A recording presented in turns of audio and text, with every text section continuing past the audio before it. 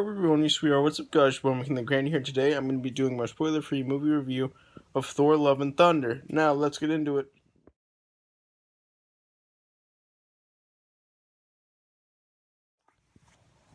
So I saw this movie earlier today in theaters. Preview night. Technically preview afternoon because it was at 3 o'clock. But, I saw it. I know it hasn't officially come out yet. That's tomorrow, but you can still see it in theaters right now, like as a during the preview hours. For those of you who don't know what preview hours are, like, not all theaters do this, but a lot of theaters, like, the day, okay, so like the mid-afternoon, on the day before a movie comes out, most theaters will let you see that movie during certain hours early. Don't know why. They just will. I typically don't go see movies on Thursday nights. I usually, when I go see Marvel movies and stuff, see the movies on their official release dates, so the Fridays they come out. But since I got a lot of big stuff coming up, I decided to see it early. Plus, why not? I like seeing stuff early. Anyway, I still have the tickets right here. I tried to scan and get normal tickets because I pre-ordered my tickets online, but the ticket thing was broken, so I just went up and said, hey, I pre-ordered tickets online, and then they didn't give me real tickets. So I guess technically these tickets are my tickets. Hold on, I'm going to show you half of my tickets. Yeah, I went to go see this movie with my younger brother, so there are 2 tickets. Here's half of the tickets. Okay, I'm not going to show you the other half because, my email was up there. Don't need people sending me random stuff through my email. Maybe I'll tell you guys my email in the future, I don't know. So I can get fan mail or whatever, but for now, no, let's just not do that. So anyway, I love this movie. It was actually better than I expected it to be. I expected a fun movie, but this movie was better than I expected. It was fun, just like Ragnarok was. It was funny. And although I think that Ragnarok is a superior film, there are some things that I think that Love and Thunder actually does better than Ragnarok, even though Ragnarok is superior overall. One of the things that I think it does better than Ragnarok is I think the humor in Love and Thunder is just a little bit better than the humor is in Ragnarok. This film made me chuckle a few times. And it was funny. And the only reason why I only chuckled a few times, even though it was a very funny film, is because I find a lot of things funny, but I just don't seem to laugh at a lot of stuff. I have to be in like a certain type of mood to be able to laugh at things, even if they're funny. I don't know why. Like, people have told me in my life, dude, you barely ever laugh. I'm just like, yeah, I know, but I find a lot of stuff funny. I just don't laugh that much. Especially not in, like, public places. I'll laugh to myself while I'm, like, thinking about a meme I saw, like, 2 weeks before that, like, occasion. Like, I'll laugh while I'm by myself all the time about something I saw, like, 2 weeks ago on the internet. But, like, I just don't really seem to laugh in public. But this movie did get some chuckles out of me.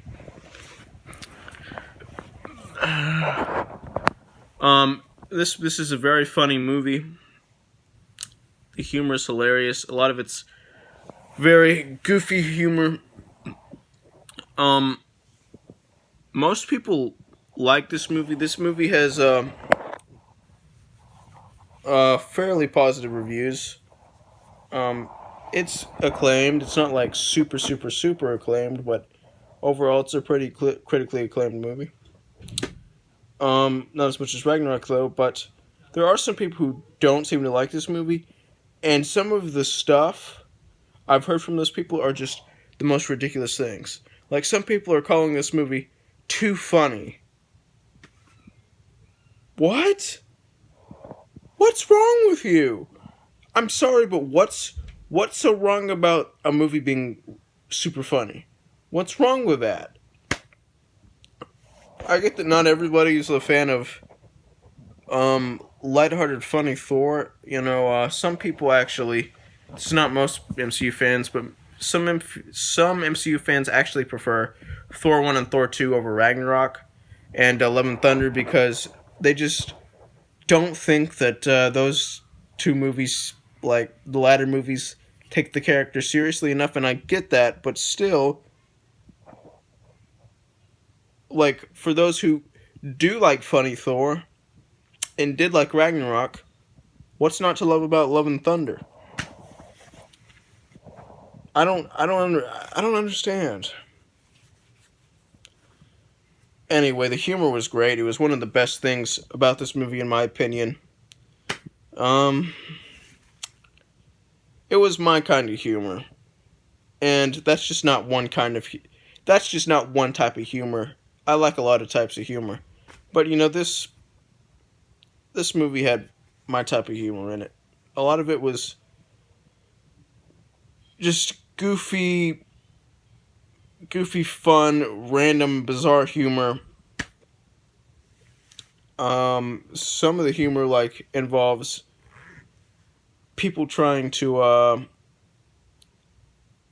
get rid of and deal with screaming goats. And I know that doesn't sound hilarious, but believe me, in this movie, it's hilarious.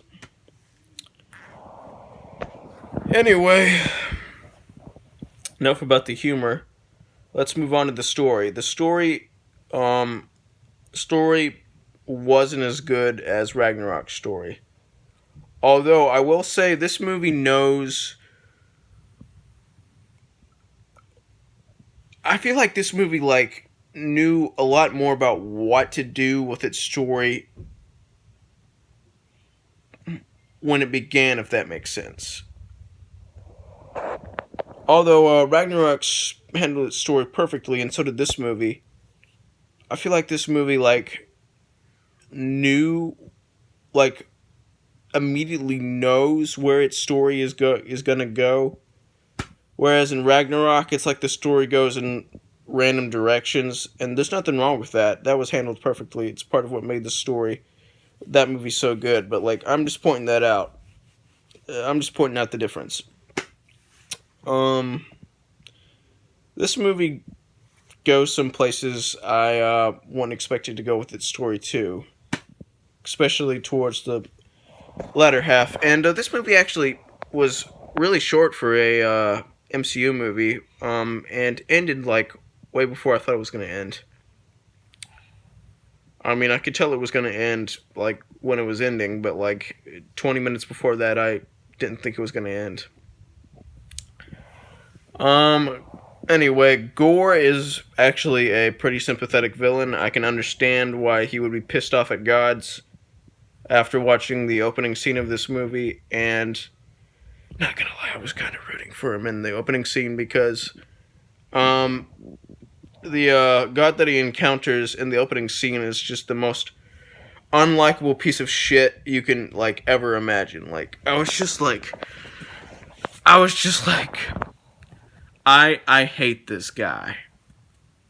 I hate this guy. I'm not gonna get into spoilers, but I can definitely understand why Gore kind of was mad at all these mythical gods and stuff, Greek gods and Roman gods and stuff. I don't really. I think he was going too far by like wanting to kill the nice ones, and that's kind of the point. But I can definitely understand why he would feel the way he feels about gods. Anyway, he was a pretty good villain.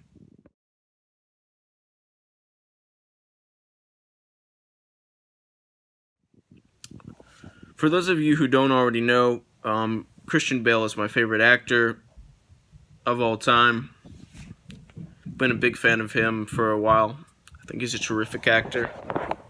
And he was terrific as Gore the God Butcher. Feel like he really wanted to play the character right, and he did. And wow, that makeup was really, really, really bizarre looking. But it fits him. Fits his character. Let's move on to the other characters. Natalie Portman as Lady Thor, aka Almighty Thor #2. She was pretty good. She has great chemistry with Thor. The main Thor, of course. And they took her character in directions I wasn't expecting that turned out for the better. And I'm not going to get into spoilers or anything, but something happens something is revealed about her at the beginning of the movie that kind of is supposed to push the story forward and make sense and plays a big role later in the movie. And people, if you've heard people say that this movie is somewhat of a rom-com, well, it is. It is somewhat of a rom-com. It's an action overall, but, it's got a lot of rom-com stuff in it, and it works. I love the chemistry between Thor and Jane. It's awesome, it's funny, and they're great together. Valkyrie is good as always.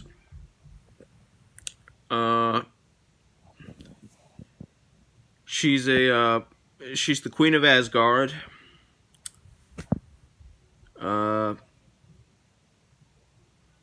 know, as a tongue-in-cheek joke in the movie, she's calling herself a king just because Asgard had never had a queen rule it. So, I get that she was just saying, what the hell, I'm going to call myself a king. But, everybody knows that's just a joke. That wasn't, downright, explained in the movie, but everybody could tell. Anybody with a brain can tell that's actually why she was calling herself a king. And she's not a king, because, sorry guys, but a king is a male ruler, and a queen is a female ruler. And Valkyrie is, okay, sorry to offend anybody who doesn't agree with me on this, even though this is just, basic facts. Valkyrie is a female. So Valkyrie is a queen. And the movie knows this, and I personally, what I got out of all of the subtle hints that they were dropping is that she was just calling herself King Valkyrie, because, there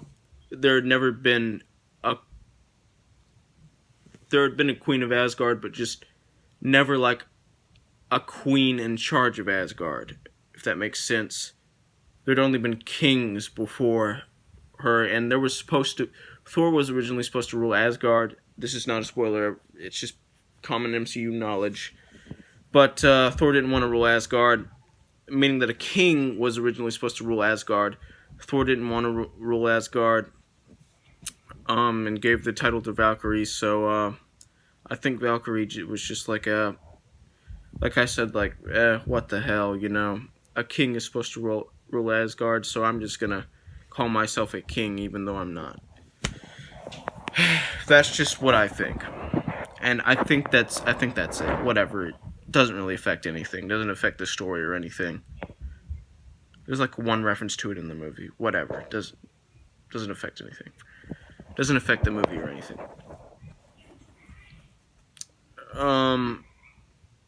Anyway, I was just bringing that up because, there's been a lot of confusion about the title, like with her calling herself a king even though she's not. And I was just trying to like clear that up and like kind of say this is what I got out of the movie and this is what I think what they were trying to do with that and where they were trying to go with that. I was just trying to clear that up. I don't know. Anyway, this is a really fun movie. Great action scenes. Hilarious scenes. This is a fun, fast-paced movie. Fast-paced in a good way, of course. There's some emotional moments in there too. And some people say that the dramatic moments do not balance well with the comedic moments, but I would strongly disagree with that. While I was watching the movie, I was thinking, well, they could have taken this scene in a more completely comedic direction rather than a mixed direction. Or they could have just gone full drama with like certain other scenes. But I'm fine with how they balance the comedy and the drama in this movie. It works. And Russell Crowe is pretty funny as Zeus in this movie. Just pointing that out there. Leads to some of the funniest scenes in the movie. I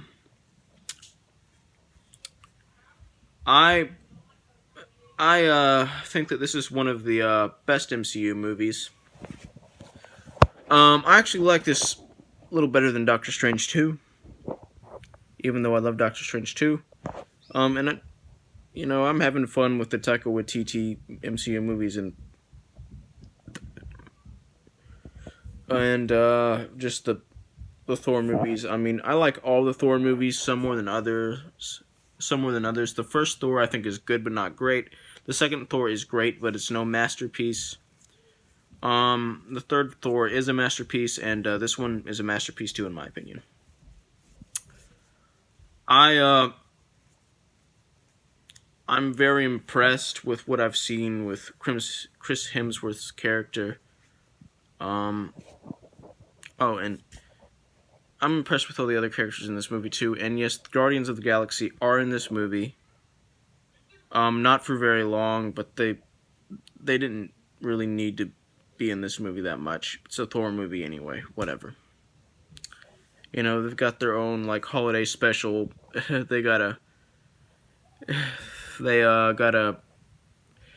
need to make their own story for. What I'm saying is, if they stayed for Thor for too long in the MCU, like that would interfere with the holiday special that's coming out and Volume 3 that's coming out.